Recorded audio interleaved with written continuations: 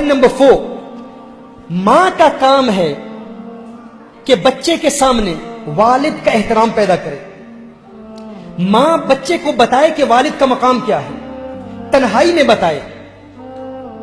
ہمارے ہاں کیا ہوتا ہے، ماں اپنی برتری کا اظہار کرنے کے لیے اکثر کہہ دیتی ہے تیرا باپ ناکارہ ہے، نہ اہل ہے، نہ سمجھ ہے، گھر میں چلا رہی، مجھے پتا ہے گھر کیسے چلایا جاتا ہے، تیرے باپ کو کچھ پتا نہیں، تیرا باپ غصہ کرتا ہے.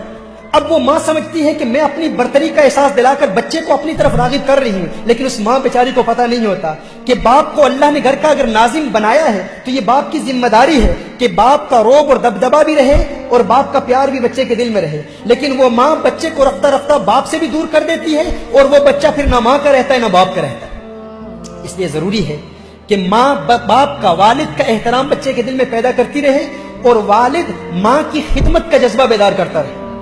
والد بتاتا رہے کہ ماں کی خدمت کا کیا فائدہ ہے. یاد رکھیں اکثر ہمارے یہاں یہ بھی کوسچنز آتے ہیں، اگر ماں اور باپ کے کلام میں اختلاف ہو، ماں کہہ رہی ہو کہ فلاں جگہ شادی کر، والد کہہ رہا ہو کہ فلاں جگہ شادی کر، تو شرعی حکم کیا ہے؟ تو یاد رکھیں اطاعت میں ترجیح والد کو ہے اور خدمت میں ترجیح والدہ کو ہے.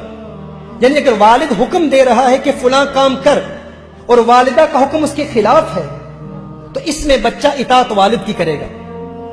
لیکن اگر والد بیمار ہے اور والدہ بیمار ہے اور کسی ایک کی خدمت کرنے کا موقع ہے، دونوں کی خدمت نہیں کر سکتا، تو اس میں ترجیح والدہ کی ہے. اب وہ والد کی خدمت نہیں کرے گا، والدہ کی خدمت کرے گا. یعنی والدہ کو خدمت میں ترجیح حاصل ہے اور والد کو اطاعت میں ترجیح حاصل ہے، یعنی والد کی اطاعت کرے گا. لیکن ایسا موقع آئے ہی نہ کہ ان میں اختلاف ہو، کیونکہ رفتہ رفتہ وہ بچہ دور ہو جائے گا. یہ پوائنٹ نمبر 4 تھا.